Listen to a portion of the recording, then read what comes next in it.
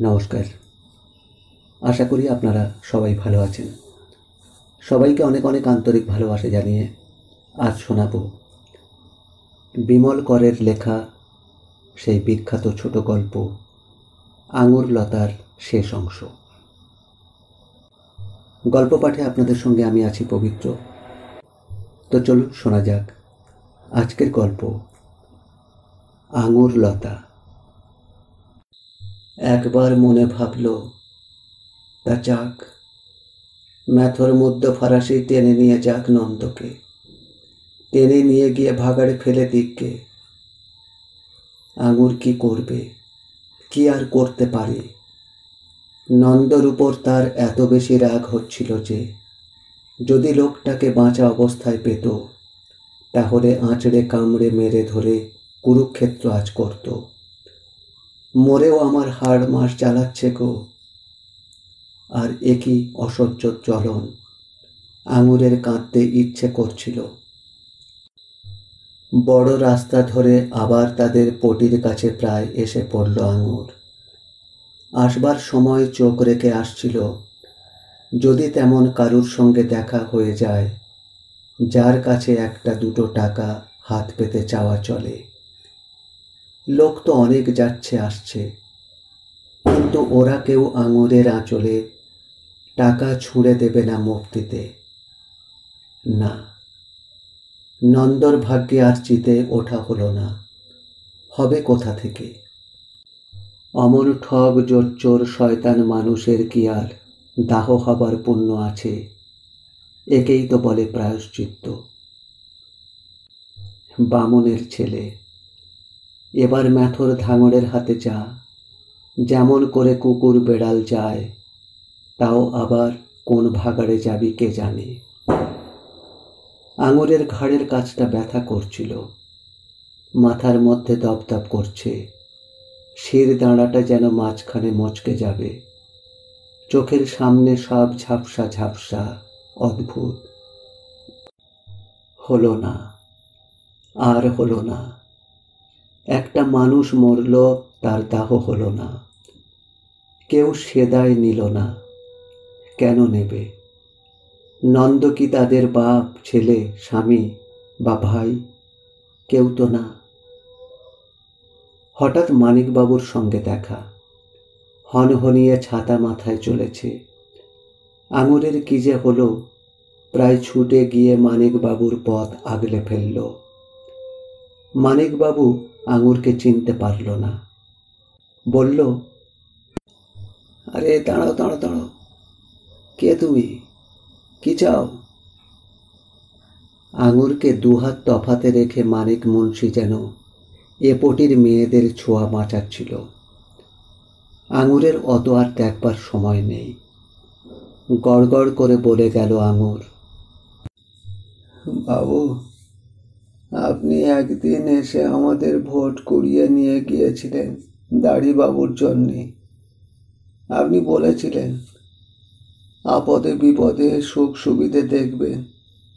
আজ আমার বড় বিপদ বাবু। ঘরে মরা পড়ে পড়ছে, পুড়োতে পারছি না। একটা ব্যবস্থা করে দিন না বাবু। অন্তত দাড়িবাবুর থেকে চেয়ে 7টা টাকা দিন। মানিক মুন্সি খিঁচিয়ে উঠল,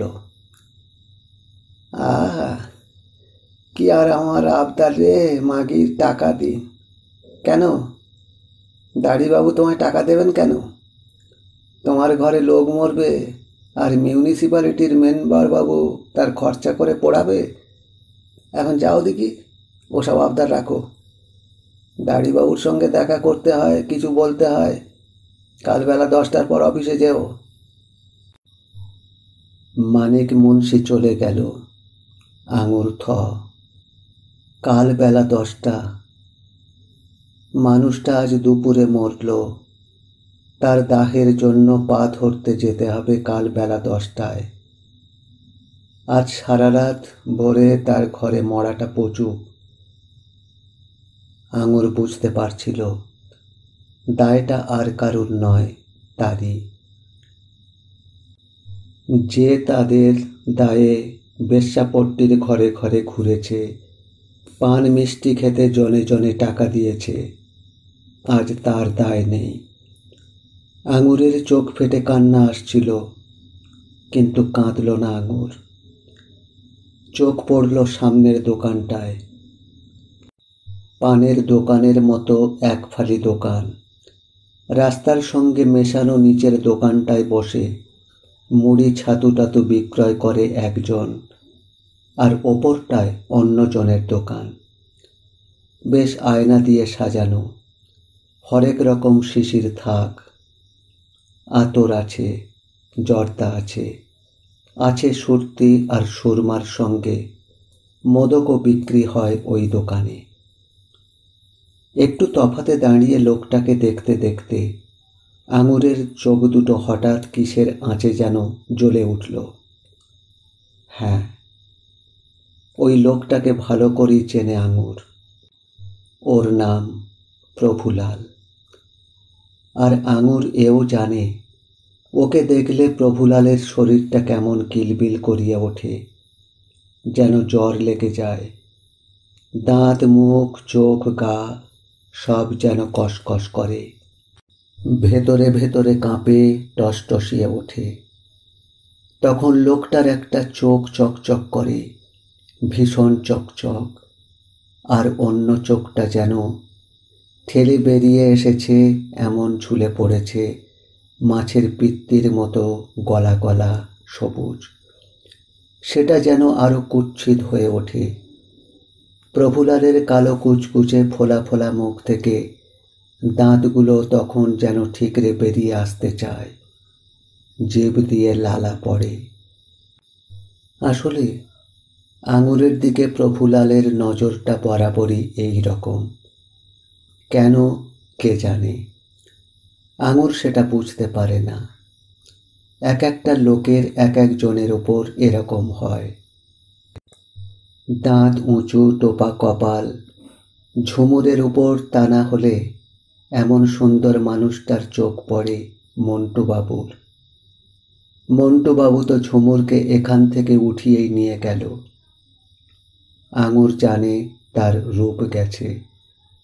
অমর ব্যাধি থাকলে না ঝরে উপায় নেই। আর ব্যাধির কি ঠাঁই বিচার আছে। এমন জায়গায় গুছিয়ে বসল যে আঙুরের আসলটাই গেল। অম্বিকা ডাক্তার বলেই দিয়েছিল, খুব সামলে সুমলে থাকবে, বেশি অত্যাচার করো না, বরং ছেড়ে দিতেই পারলেই ভালো, নয়তো একদিন এতেই মরবে। আর সেই থেকেই আঙুরের অবস্থা পড়ে গেল। নয়তো ওই আতা চিনু চামেলের বড় মুখ ওকে সইতে হতো না। ঈশ্বর যাকে মারেন তার আর উপায় কি। তাও একটা বছর আঙুর কত সাবধানে থেকেছে। নেহাত যখন পেট ভরাবার চাল ডালটুকুই বাড়ন্ত হতো, তখনই আঙুরকে গলির মুখে এসে দাঁড়াতে হতো সেজে গুজে।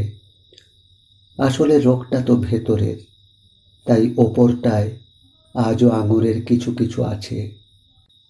মুখখানাই শুধু যে ভালো তা নয়, বুক কোমর চলন টলনগুলো এখনো পর্যন্ত ভালো আছে।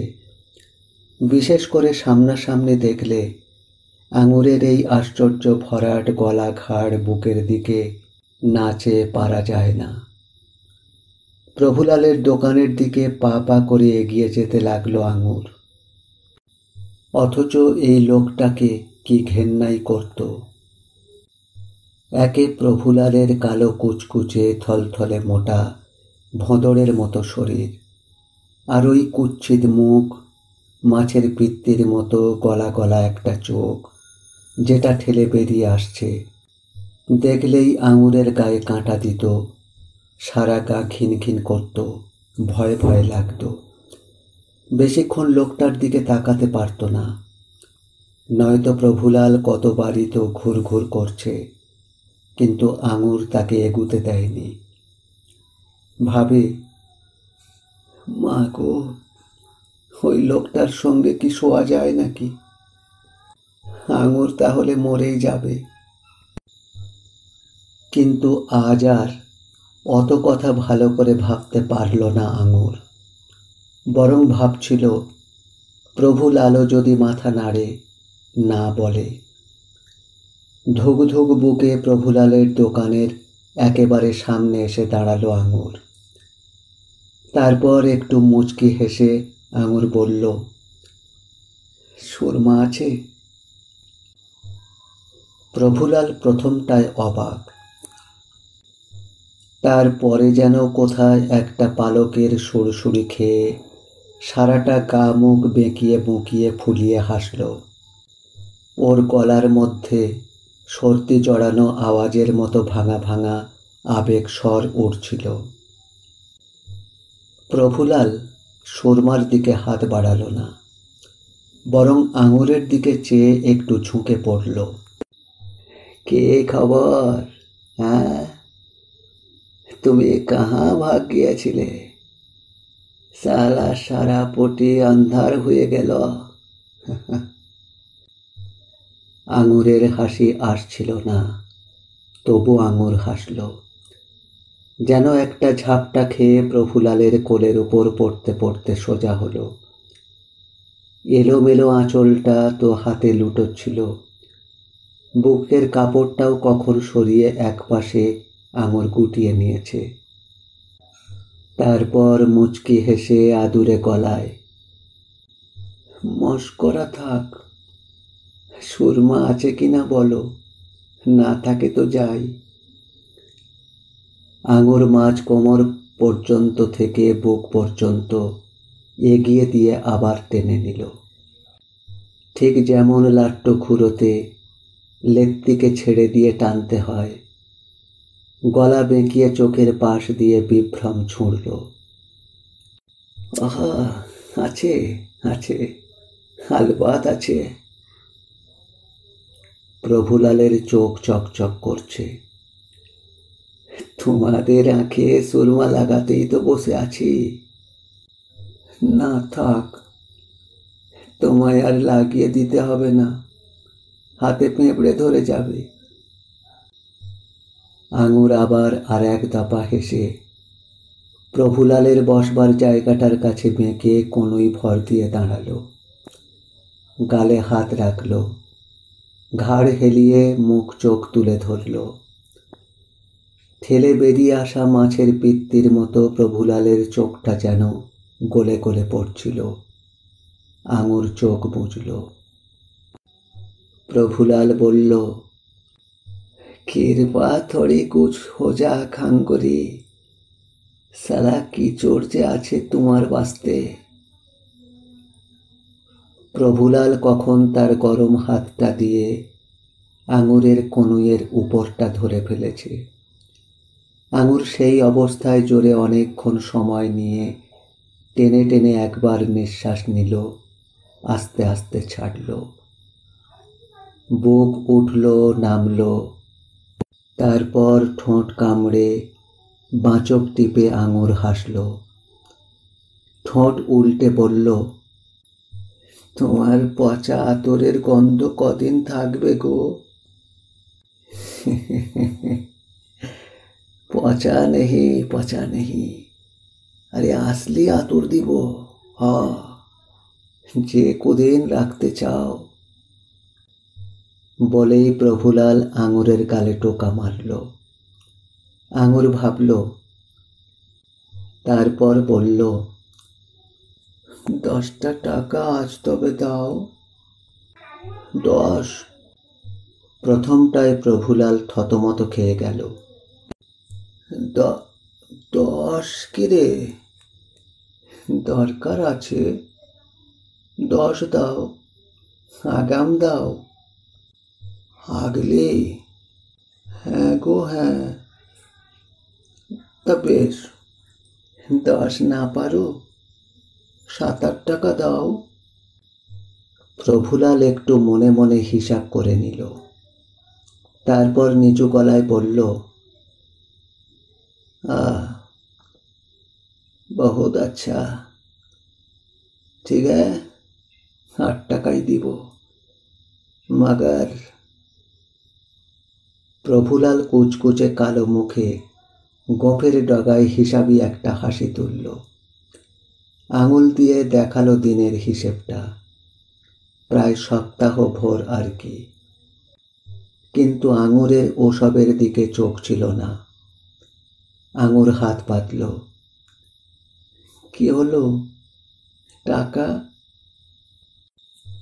প্রভুলাল আঙুরের গালটা একটু টিপে দিল, বলল, তুই যা পাগলি, ঘর যা, सूरत टूरत थोड़ा ठीक कर लेके जा, একদম কলকাতাওয়ালি হয়ে যা। আমি দোকান বন্ধ করে আসছি, টাকা নিয়ে যাব। আঙুর ভীষণভাবে চমকে উঠল। সমস্ত শরীরটা হঠাৎ ঠান্ডা হয়ে গেছে, পা পাথর। প্রভুলালের দিকে ফ্যাল ফ্যাল করে চেয়ে থাকলো আঙুর। আরে কি হলো? কিরে? প্রভুলাল আতরের শিশি টিসি জর্দার নিক্তি ওজন গোছাতে লাগল।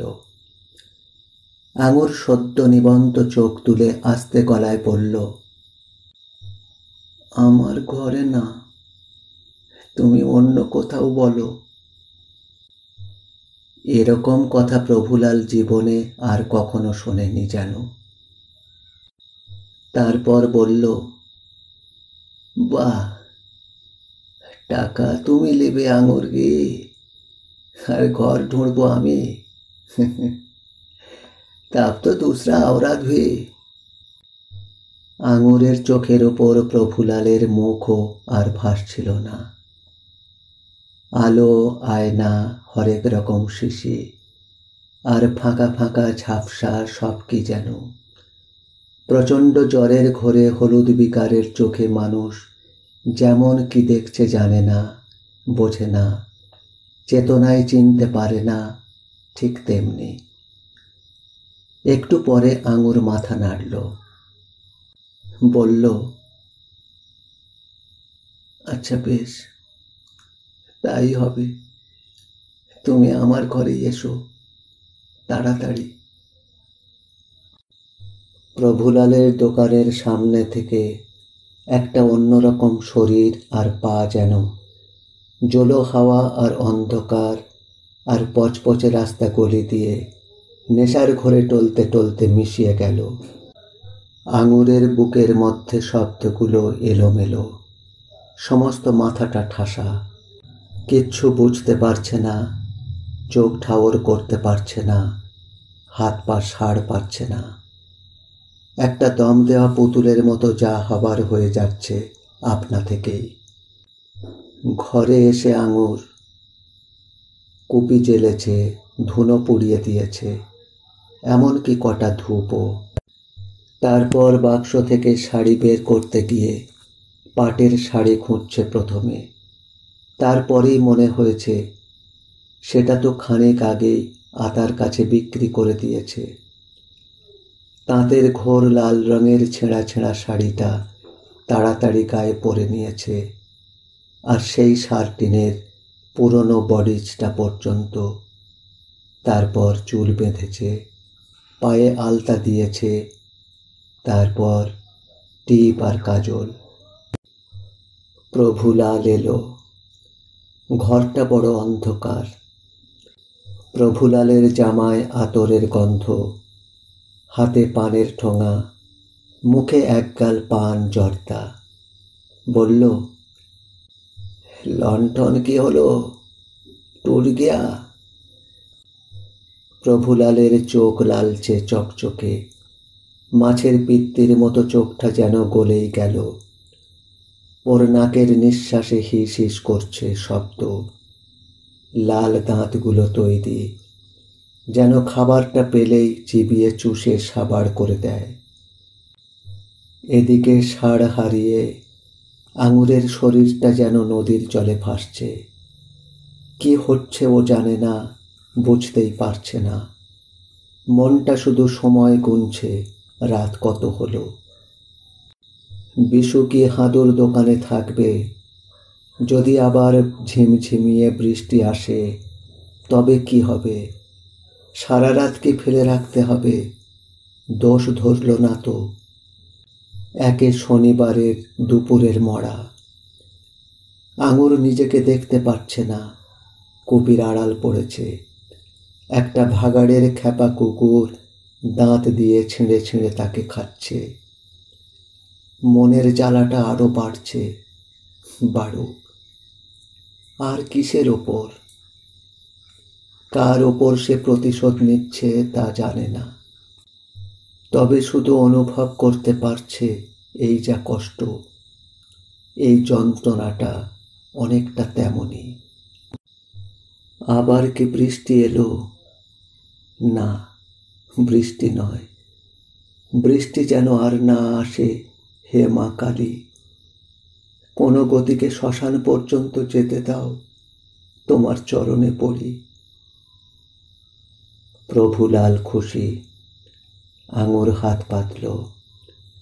চর্বচুষ্য লেহ পেয়েও খেয়ে যেমন হোটেলের দাম মেটায় মানুষ, ঠিক তেমনি আরও 2 খিলি পান জর্দা মুখে দিয়ে, রূপোর দাঁত খোঁটা কাঠিটা দিয়ে দাঁত খুঁটতে খুঁটতে 8টা টাকা দিল প্রভুলাল হেসে হেসে।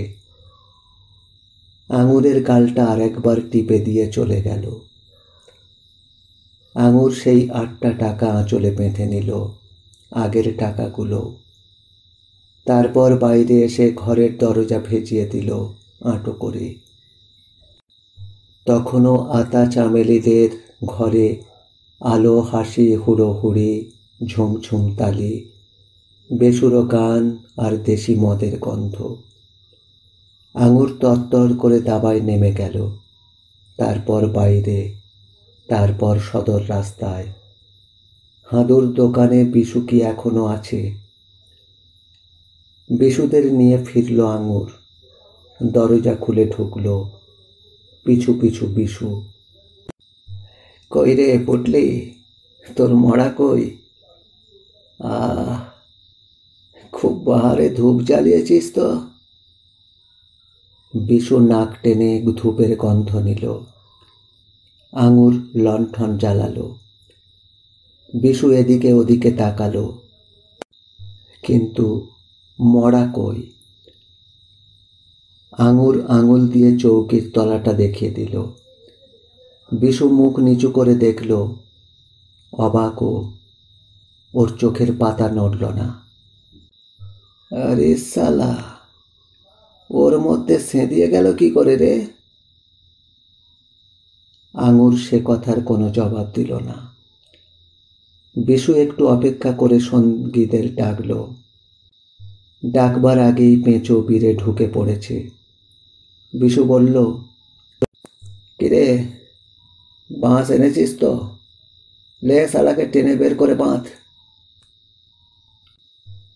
মরা নিয়ে বিশুদের বেরুতে খুব একটা সময় লাগলো না। ওদের সঙ্গে সঙ্গে আঙুর দাওয়ায় নামল। আঙুর বলল, একটু হরি বল দিবি না? আরে চল তো, রাস্তায় গিয়ে দেব। এখানে রসের হাটে হরিবোল দিলে সালাদের মেজাজ গন্ডগোল হয়ে যাবে। বিশু কেলো সামনে, পেঁচো আর বীরে পেছনে। মাদুরে জড়ানো দড়ি দিয়ে বাঁধা নন্দর ধর বাঁশের উপর চাপিয়ে 4টে লোক দাওয়া দিয়ে এগিয়ে গেল। 4টে ছায়া, আর আঙুর পেছনে পেছনে। তখনও আতার ঘরে বস্ত্রহরণ পালার হাসি উল্লাসের ঝাপটা বয়ে যাচ্ছে। শ্মশানে এসে পৌঁছাতে প্রায় মাঝরাত হয়ে গেল। কেলো গেল কাঠ আনতে, পেঁচো গেল পাইট আনতে। অবশ্য কাছাকাছি সে ব্যবস্থা আছে।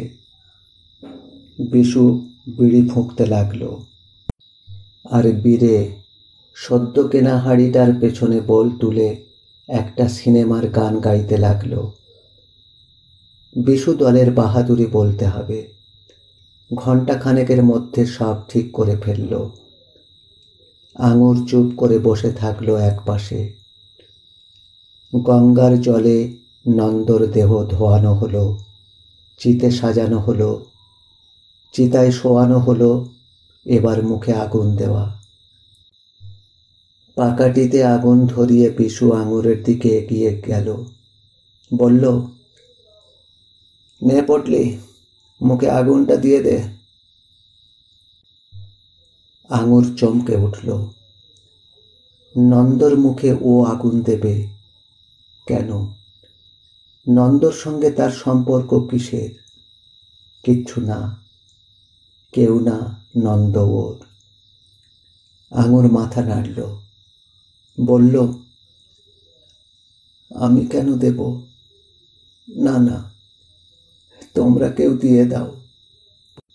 সে কি রে পটলি, তুই দিবি না? লে কেলো, তুই তবে সালার মুখে আগুনটা দিয়ে দে। দে দে। কেলো ততক্ষণে একটু পাশে গিয়ে পানিতে মুখ দিয়েছে। পেঁচো এই সময় আঙুরকে বলল, আহা, দাও না তুমি পটলি, তোমার সঙ্গে তো ও তো জানাশোনা ভাবসাব ছিল খানিকটা, আমরা তো সব রাস্তার লোক, দাও দাও। জানাশোনা, খানিকটা ভাবসাব, তা হ্যাঁ, তা ছিল বই কি। আঙুর সেটা অস্বীকার করতে পারে না। এত লোকের মধ্যে একমাত্র আঙুরই তবু নন্দকে চিনত, নন্দকে জানত। ওর সঙ্গে এক ঘরে থেকেছে, খেয়েছে, শুয়েছে, শখের স্বামী স্ত্রী খেলা করেছে, শাঁখা সিঁদুরও পড়েছে। পাকাটিটা জ্বলছিল, সেদিকে তাকিয়ে আঙুর কেমন যেন দিশেহারা হয়ে গেল। তারপর হাত বাড়ালো বিশুর দিকে। জ্বলন্ত পাকাটি নিয়ে নন্দর মুখের কাছে এগিয়ে এসে আঙুর দাঁড়ালো। দাউ দাউ করে পাটকাঠি জ্বলে উঠছে। সেই আলোয় নন্দর শুকনো তোবড়ানো বাসি ডিমের মতো শুকনো মুখটা অদ্ভুত দেখাচ্ছে, যেন সমস্ত যন্ত্রণার শেষ ঘা খেয়ে এখন সে ঘুমিয়ে পড়েছে। হঠাৎ বিশু হেঁকে উঠল, এই সামলে রে পটলি, সামলে, শাড়িতে আগুন ধরে যাবে।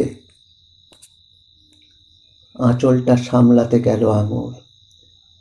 এখনই পাকাটির আগুন লেগে যেত, কিন্তু শাড়ির আঁচল সামলাতে গিয়ে পাকাটির আগুনে যেন হঠাৎ কি দেখল আঙুর। দেখে নিথর হয়ে গেল। মনের মধ্যে কি যে অস্বস্তি জাগল, গাটা ঘিন ঘিন করে উঠল। নিজেকে বড় অসুচি অসুচি লাগছিল। এই শাড়িটাই পরে তো একটু আগে প্রফুলালের সঙ্গে সে শুয়েছে।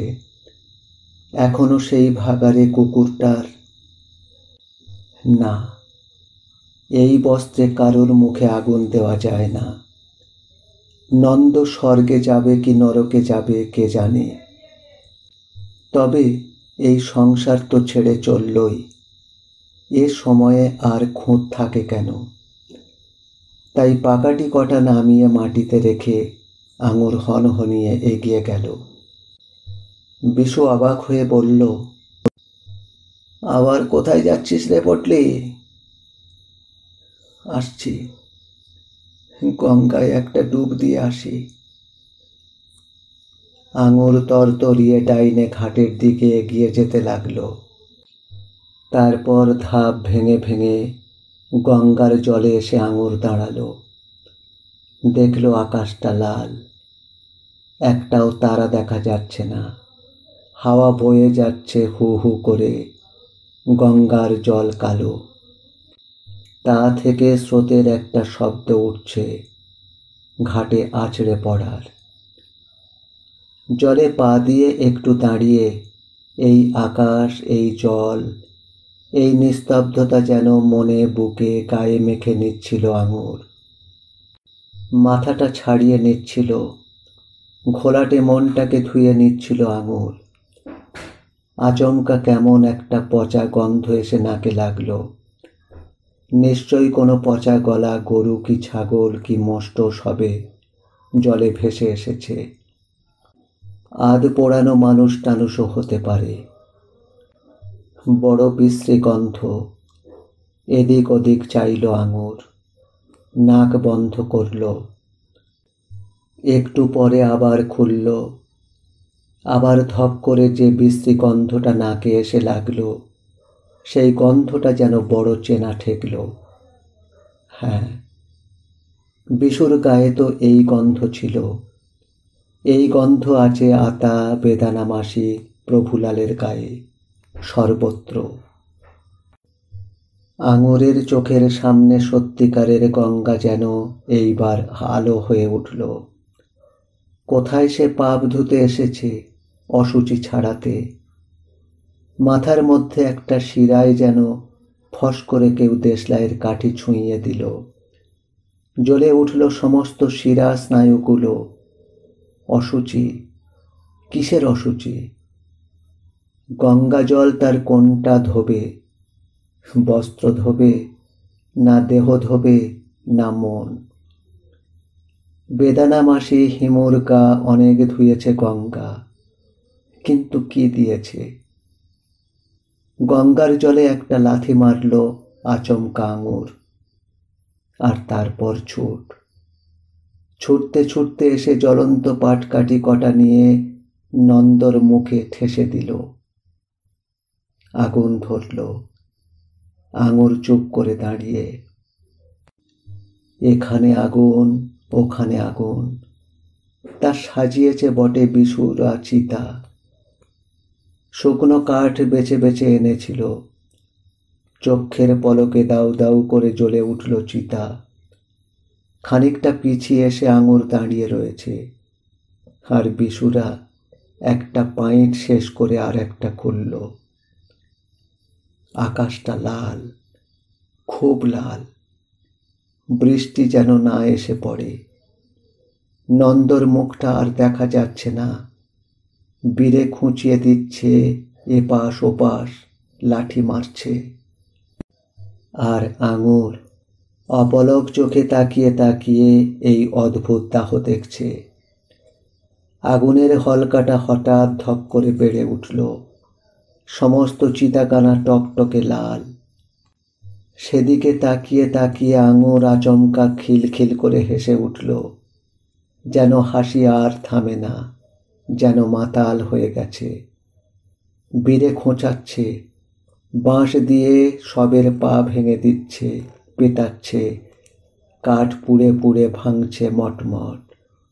হাড় ফাটছে নন্দর, ফেটে ফেটে চৌচির হয়ে যাচ্ছে না। আঙুরের কানে সেই শব্দগুলো ভয়ানকভাবে লাগছে।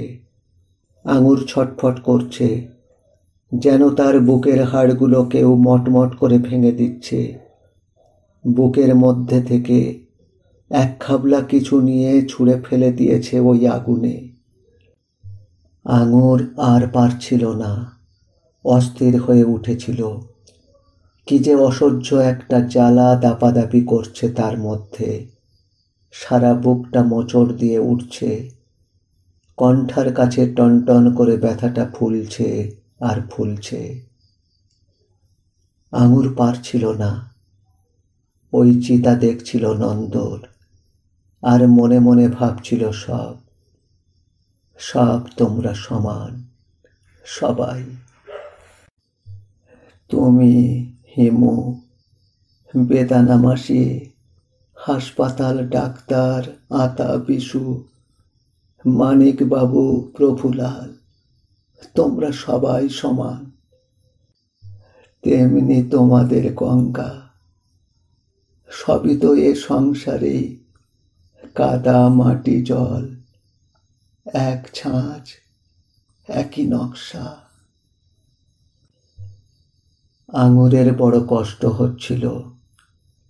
অযথাই সে একা নন্দর উপর রাগ আর ঘেন্না আর জ্বালা নিয়ে থাকল।